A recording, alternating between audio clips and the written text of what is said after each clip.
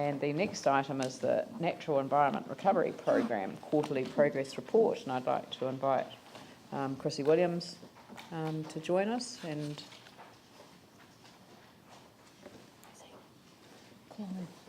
Clive Appleton. Thank you very much. I'm just going to have to be excused for a moment, so if you just Chrissy, I'm just apologising to you because I just have to excuse myself for a minute, and Councillor Buck will take the chair. Except I haven't got a start. Yep. Bring the phone back there. Welcome, Chrissy. Thank you very much, Madam Deputy Mayor. So Clive said if I just go ahead and I'll do a very brief summary of what's in the report. You have a full report from Clive. You also have attached a report. It's actually, it should have been the Recovery Strategy Advisory Committee's report, but it's identical. So that report's attached, and that went in your paragraph 2.4, that actually went to the RSAC committee in October rather than September, but I'm sure you're aware of that process. The things I'd just like to emphasise, Commissioner Rex Williams, who his earthquake is in his portfolio at Environment Canterbury, was very keen for us to talk about stormwater to the Recovery Strategy Committee, but I know you had the joint briefing yesterday, and I think you've covered that really well. For the NERP, it's the stormwater issues within the existing areas that are really difficult, and it's much easier in Greenfields, despite your discussion about Horseville this morning. So that is an important part of the NERP. Also raised at the recovery strategy was around the Horseville River, which we really haven't given a lot of thought to, so that's something that we need to just get a bit more information on. It's joint, with the Horseville River Management's joint between Christchurch City and Selwyn, and also Environment Canterbury. The forum, you remember we had a forum back in July. That was an invitation forum in the evening, and the feedback from that was that we tried different formats. So in February, March next year, we'll have a session of lunchtime sessions, possibly in the function room here, if we think that's going to work for people with parking especially, or maybe somewhere close by the city. So that would be a series of presentations and leaving time for discussion, which is what people felt they missed out on in the July forum. So we'll make sure you're invited to that.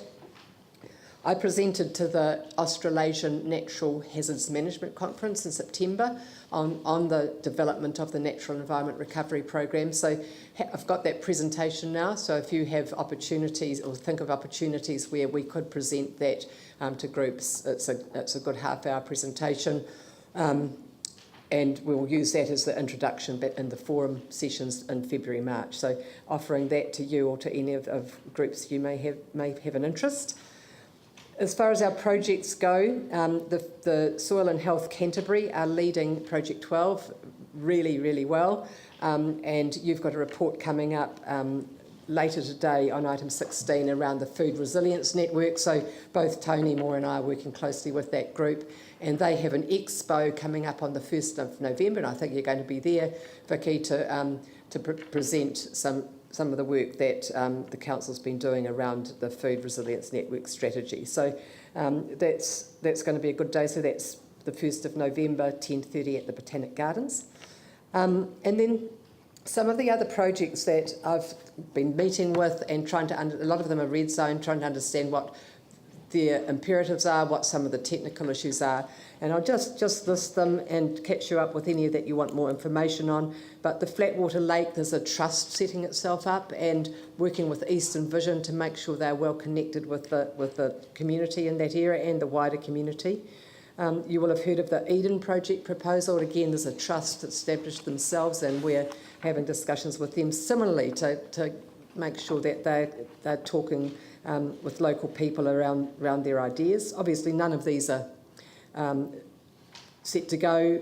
They're all dependent on red zone land decisions, and as agencies, as City Council, Environment Canterbury and Waimakariri and Selwyn, we don't support any particular project, but we certainly work beside them. Have met with a group from Celebration Lions Sports who have got a proposal for Porritt Park that you were talking about. and they presented at the community board on Monday. The Waitakere Sanctuary group is still meeting and just developing their ideas, and they're talking at the Travis Wetland AGM in November, so another opportunity to talk with community.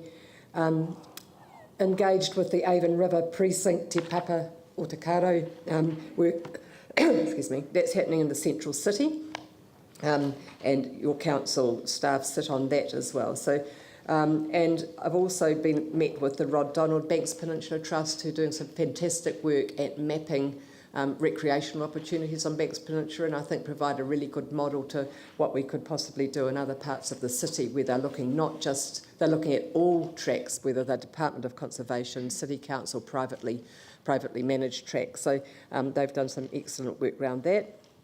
And just keeping in touch with what's happening with the Christchurch Adventure Park and Worsley Spur area. So those are some of the projects I suppose I'm keeping in touch with. So that's probably all I wanted to point out, Madam Deputy Mayor and Councillors, and happy to take questions. Thank you, Chrissy, for the report and the update. And yeah, great to see some of these projects progressing really well. I just wanted to ask a question around Project 16 on air quality. And I note the work that's going on around home heating fuels and wood burners and dust. Has any work been done around additional pollution caused by increased numbers of heavy vehicle movements? So if I put this in the context of Littleton, and in particular of Norwich Quay, my understanding is that the earthquake waste being taken into Littleton at its peak resulted in an additional 1,200 truck movements per day. And there are some concerns being expressed in the community at the moment around the proposed 30-hectare reclamation, which has been put out by the Port's documentation starting the community engagement around the Port Recovery Plan. And if 30 hectares worth of fill was needing to be trucked into Littleton to build that reclamation, that obviously would see that sort of number of truck movements continue for some time. One of the concerns of the local community is around diesel particulate as a result of these additional truck movements and quite possibly at levels that could be harmful to human health. Is any work being done in this area, or is there a way that this particular air quality project could be extended to cover some work in that area? I was aware of the recommendation from the Littleton Mount Herbert Community Board around that, and have talked with the strategy advisor working on this at Environment Canterbury. There's no monitoring happening from Environment Canterbury's point of view, and she felt that emissions from trucks was an NZTA issue. Now, if there's other information and it's not, then maybe that's something we need to have further discussions about. So I'm not sure if anyone else can advise on that, but I can't advise any further. Yeah, certainly the local community would see it as an air quality issue and would see ECAN quite probably having a role in that regard. I'll have another discussion and can come back to you on that one. Can you help? Thanks for your report, Chrissy. I've got just a question in relation to about your Part 13 access to outdoor recreation. And I see the last point there is about the Christchurch Adventure Park being planned by Select Evolution. And just to ensure that in terms of that being planned, that the down traffic effects are taken account of, because Cashmere Road already has traffic issues and clearly there's going to be an impact there. So I just want to ensure as that's being developed that in fact those traffic management issues are taken into account too. The resource consents for land use are with the Christchurch City Council, and I know traffic has been addressed in that, and I know there's a lot of submissions around that, and some of the submissions against have been around traffic. So that's at a consenting stage, so I think it's probably not, we probably shouldn't delve into the detail of that, but that's where the traffic considerations are being. Thank you. The other one I wanted to raise is it could come under restoring drainage capacity in waterways, and it's really in relation to Worsley Spur, and which is just above, as you'll know, Cashmere Stream, and there's a paper road at the end of that spur which is legal for traffic to actually go on if they can. So in effect, unfortunately, it's become like a playground for four-wheel drivers, and the silt just runs off and makes a total mess of the stream. So I'm just wondering if some work could be done, perhaps either by council or ECAN, to actually really start to address that issue. Yeah, I know as far as the discharges from that land, both during construction and operation, if the park goes ahead, there's a consent to be lodged with Environment Canterbury around that. There's an existing consent being lodged for the felling of the trees that were damaged in the windstorm, and also the creation of the 20-metre strip for the cableway that needs to go. I'm not aware of the road issues, and I'm not sure who is Worsley Spur a council park, or not looking around. Maybe that's something again. It's like a paper road which has never actually been continued, so the road goes so far. It depends who owns it. Owns the road. I can't help with that, but again, I can find that information, or some of your staff may be able. Yeah, I'm raising it because somehow we really would like the issue to be addressed. Well, certainly the Port Hills area will be part of the stormwater management plan work that we'll be doing for the Lower Heathcote and the whole of the catchment. So that'll be something that we can certainly look at. And the Cashmere Stream Care Group have submitted through the Christchurch Adventure Park about the effects on the Cashmere Stream. So there's certainly a community group, and you'll be aware that they have a community monitoring. Gordon samples every day, looks at the sediment in that stream. So they've got really good data, and so they'll be able to pick up changes. So. Yanni? Thank you, and thank you for the update. I just wanted to pick up on the dust air quality issue that Councillor Turner raised. Just so I'm clear, is there no monitoring happening about? I understand about the transport, but is ECAN doing any monitoring around dust and silica levels in the central city or in areas where there's been a large number of demolitions and constructions? The two monitoring sites for Environment Canterbury are in Woolston and St Albans, as they have been, and that meets the NES requirements. I'm not sure of other monitoring, but again, I can find out if there's other work going on in the central city and whose responsibility that is. But I just think, like, post-earthquake, it seems extraordinary that there's been no measuring of the air quality in the central city. And that's something I'd like to see happen. So can I move a resolution that we... It would be good to find out who's responsible for it first, wouldn't it? I believe that DHB have been doing some work on asbestos monitoring through the so this city. is things like silica and dust from, I guess what I've observed is that it does seem to be that there's been a lack of watering down. There seems to be not clear information, and I do know people, and I don't know whether Councillor Turner on the Peninsula, but people are increasingly raising the concern around the impact of it and what we understand about it. Well, if I ask the Acting Chief Executive to make a note of this issue, to include in the report of the Chief Executive next... Yeah. The next question I had was just around... next meeting. No, next report. You did say dust issues at Woolston. Can you just tell us what they are? I don't think we've received any information, but I think for those of us that represent that area, we would like to kind of understand what are the issues there and what's being done to improve it. So the monitoring at Woolston is for PM10s and PM2.5s, and there's been some work done with the scientists to distinguish the source of those particulates, and they've been able to pick up that there is some dust contamination now, whether that'll be coming from industrial sites or possibly be coming from roads. I mean, it'd be coming from the environment in which that monitoring station's in. I don't know the source of them, and they may have always been there, but we just previously, before the earthquake, haven't done that discrimination between what the source of the PM10 was. So, so I can't tell you what the source is. Can we get a memo back on that? Because concern was raised around the Kenaway development that it was a huge bunch of untreated filth, demolition waste, and that went into that area, there were huge dust issues at the time and concern from residents.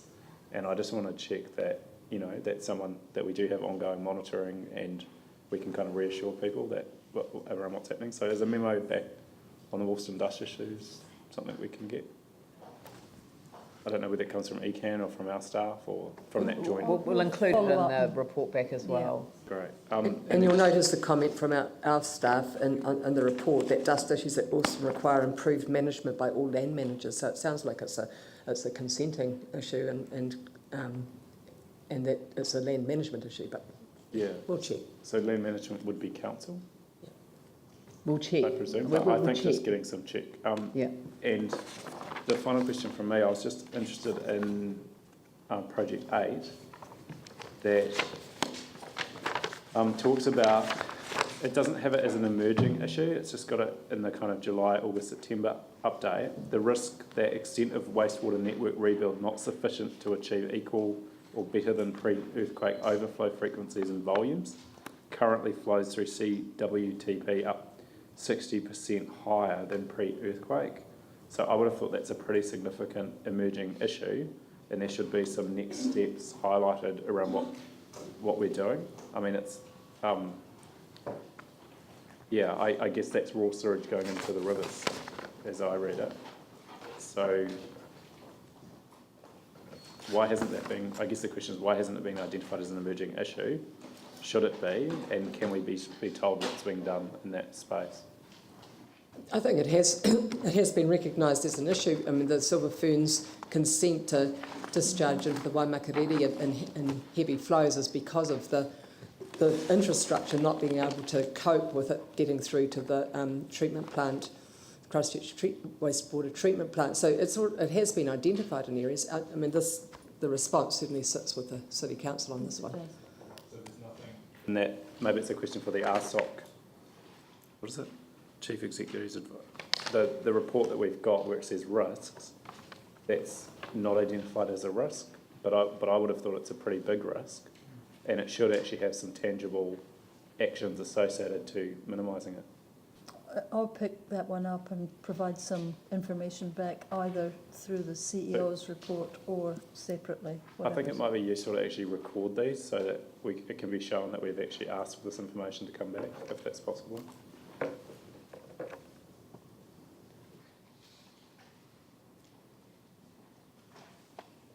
Yes. Well, Do you want it? you want it actually typed into the... It's useful because, I mean, I think we need to have a record of the fact that we've raised these concerns. And, you know, I know in the audit and risk, which is in PX, there's a lot of things that are raised, but there's no public visibility of these concerns that we're raising and what we're doing. 6.2, Note that council requested further information on we've got the Woolston dust issues, and then the next one is the Monitoring of central city air quality. Yep. Due to demolition. no, you don't need to put all of those words, just dust issues in Woolston, Central City. Central City air monitoring, Yep. and Sewage, And the Wastewater. emerging risk. overflows, wastewater. mitigating the risks. Well, I think it's really a question of elevating. Well, the point above it says developing a post-skirt model to compare pre-earthquake to post-rebuild. 2016 results will determine if consent compliance achievable or whether a new consent will be required. So, and they've identified the risk that leads to that action. So I personally don't see that they haven't answered the question, but mitigating risks to wastewater discharges, is it? Or overflow? Yeah, I guess Overflow. what I take from reading the staff response in this is that we would apply for a new consent because we can't comply with putting raw sewage in terms of the overflows. But I think we need to make a call as a council whether you know, what are the options in terms of addressing that issue, Which we will do. which we will do. So We legally have to do when we deal with consent issues. And can I But it's add, much more than we as our councillors who were able to come yesterday, started to address this with the ECAN commissioners. So we've had some discussion They around had it a yesterday. joint, we had no agenda. yes, we did have an agenda for it. Yeah, with could I just respect. raise one other thing that came out of that yesterday that may or may not be included here, but certainly will be in the future, and that's the state of the Heathcote. So we went through how we could work with the zone committees in terms of quite a long-term strategy, because we appreciate it won't happen overnight, but it does need to happen for the cleaning up of the Heathcote. So that was added to the list yesterday. Yeah, Yeah, I received that information, thank you. yeah. All right, And can I so add that part of that too is including all of the community groups who are working on cleaning up the Heathcote, because there are some others too. after that last one to add in brackets, action 5, or project 8. Project 8, Yeah, just in brackets. yeah. Yeah. No, not action, project 8. Project 8, Yeah. NERP progress report. No, that's okay. Yeah, okay, Yeah. right. All right. So, sorry. Jimmy was next. One question, the attachment 1, because my understanding here have a 17 project. Some of the project already have a kind of a milestone, you know, it's maybe controllable, but some of the project probably have no emerging issues and milestone. My concern is if those the project, if no emerging issues and milestone, but how to, you know, monitor those progress for each project. It's on whether they are ongoing, the process, or just want to know. Yeah. The main monitoring is through that large column, the reporting for each of the quarters. So that's the monitoring. If staff that report on these feel that there are specific milestones or specific emerging issues or next steps, they include them. But really the guts of the report is that central column, and that changes each 3 months. And I mean, we haven't done the comparison through time, but they definitely are different each time, each one you get. So this is really the monitoring report for the Natural Environment Recovery Program. And remember, they're quite high level actions, projects, and they're of different levels between them and even within them. So I think it's probably the best we can do as far as reporting with such a wide variety of issues and different scopes of the different projects. So. Ellie?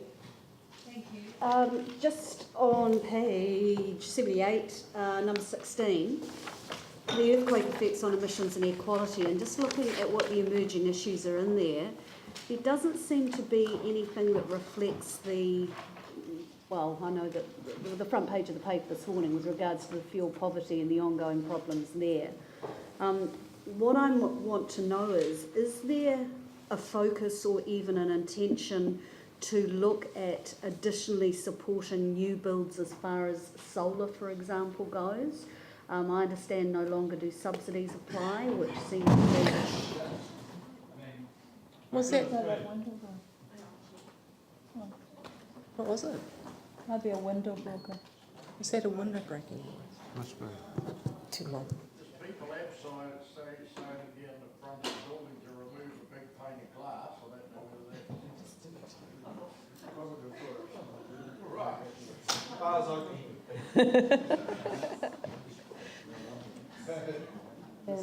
Sorry. Yeah, and obviously one of the issues is that perceived trade-off between the air quality versus the warm or cold and damp houses that you might have as a result. So I just don't see that as something that is perhaps indicated or highlighted as much as it should be within that emissions section. The Natural Environment Recovery Program is one of many recovery programs, and the work around what happens in buildings fits with the built environment recovery program. I mean, I actually recognise it as possibly a bit of a gap in here. And then the work around the air quality and the burners is business as usual for Environment Canterbury. So we're really trying to report on earthquake effects and over the next year probably reduce the amount that's in the natural environment program because it fits back in existing programs. So I think it's being addressed, it's just, or talked about at least, it's just not necessary through this program. That's why I'm questioning it, because I think that it needs to be. I think there's a direct link between recovery from the earthquakes and the rebuilds and repairs that are going on that mean that people are looking at things like how they heat their homes and whether they put in another, log burner or some other type of heating. And so I see that as a real crossover, and I would be concerned that it's not a part of this because it's a part of something else, and yet perhaps it should be in some way crossed over or linked with this. It's built environment, not natural environment. And I mean, the land use recovery program has a reference to the Canterbury Sustainable Homes Working Party, and they advise on those kinds of things. And I mean, Tony Moore may be able to speak more, but maybe it's an artificial boundary, but built environment sits under the Built Environment Recovery Program. And I mean, we just... So built environment, just so that I understand, built environment does not relate to or rather this doesn't relate to built environment as far as air emissions go. So people rebuilding their houses and the effects that has on air quality and is directly related to earthquakes because it's followed the earthquakes and as a result of that, does not fit into this document. It fits under the work that's done around the air plan and the air chapter in the NRRP. So I think what we've tried to do with the natural environment program is not claim everything. If it's happening other places, it continues happening there. So I think I'm not the person to report on that. It's better that the people that are working on the air plan and the air work report to you on that, and they have already, I'm aware. But so that's probably, without getting into a long discussion, the best I can say, but I don't know whether you want to add anything. Okay, thank you. Okay, so I'll put that motion. All those in favour say aye. Those opposed say no. That's carried. Thank you very much. Thank you, Madam Mayor.